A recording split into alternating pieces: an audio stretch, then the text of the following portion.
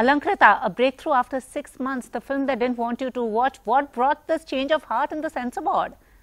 I don't think there was any change of heart with the censor board. The change of situation happened because we went to the FCAT, which is the Film Certification Appellate Tribunal, and we had a hearing over there, and the case went on for quite a few weeks, and it was FCAT, which is a semi-judicial body, that actually reversed the decision. And in fact, even after the FCAT passed an order saying that the CBFC needs to certify the film, the CBFC continued to sort of dilly-dally and not give us a certificate, and we had to go back to the FCAT in May. The lawyers went back to the FCAT, and then the FCAT again ordered the CBFC to issue the certificate to the film within 7 days, which is fine. Which is why then finally on June 3rd we officially got the certification for the film. So I don't think there was any change in the heart of the CBFC. It's the FCAT. Their initial reservation had been that, they thought that the film was very ladylike and showcased the sexual preferences of women. What do you make of this attitude of the censor board?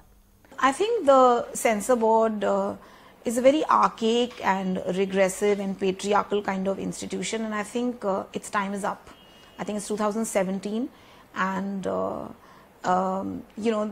world is changing, India is changing, we have access to so much content.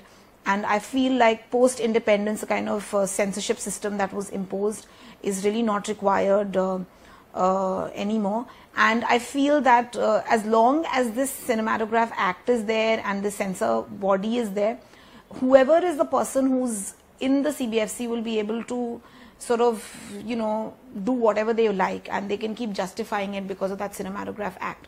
So I feel what happened with us also is an example of that a body, which is being run by members who have a particular kind of mentality can decide in one fell stroke that 50% of the population of India, which is women, need not tell their stories. They should just shut up and, go home. So the fact that they could legitimately do so, they're a government body, I think was a real wake-up call, because it made me feel that this freedom of expression for women is not as real as I thought it was. And also, if we want this freedom to be real, then we have to fight off these kind of decisions and these bodies that kind of impose these decisions upon the citizens of India. Do you feel we are curbing independent voices? It seems we are okay with showing females through the male gaze, but we are not okay with the feminine gaze. Do you think we are wary to show voices of women? Yeah, that's what I felt, because there's enough sexual content in Indian cinema, and most of the times, the content that that we see is content which sort of is there for the fulfillment of men, and I think it's very subtle. So when one studies film theory, one really sees that sometimes one does not even realize, but the audience is being trained to consume stories and characters from a male point of view, including female audiences.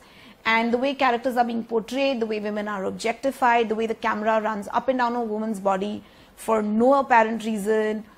There are a lot of things like that, and a lot of things are subtle, a lot of things are in your face. But essentially, the popular cinema in India is is sort of molded by the male gaze. So I feel, therefore, when you have a film which attempts to tell a story from a female point of view, it's very uncomfortable, because then women don't see those same situations in that way. They don't look at their own bodies like that.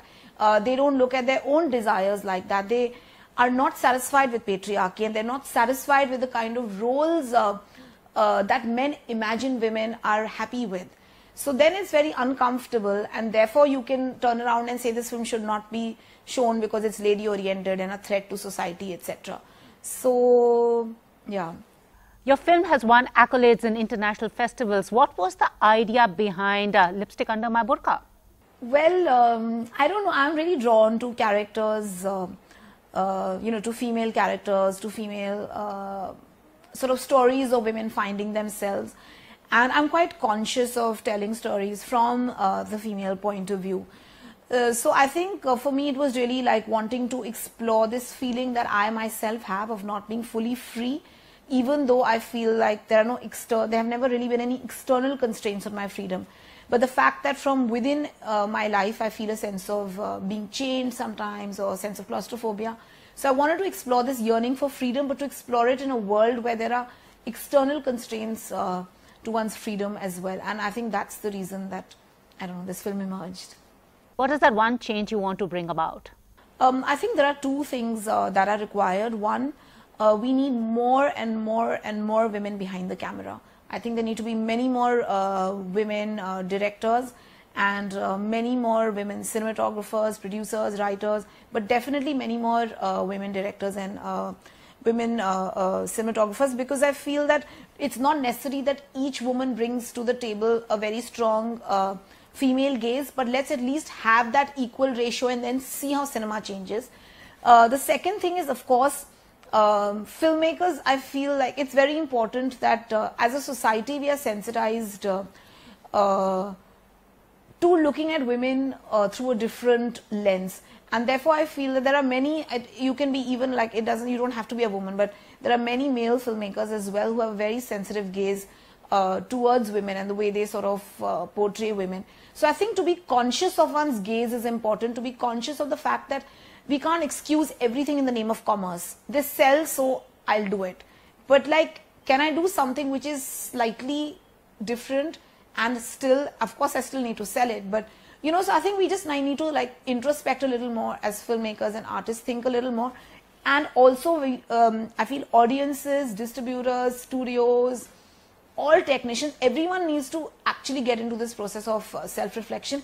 And of course the third thing is that it's really, really important for there to be more and more films made about women, and hopefully from a more sensitive gaze. But definitely I think there should be, like, when a film comes out, I mean on any given Friday, I feel there should be as many films about women and by women as there are about men and by men. I feel then there'll actually be a change.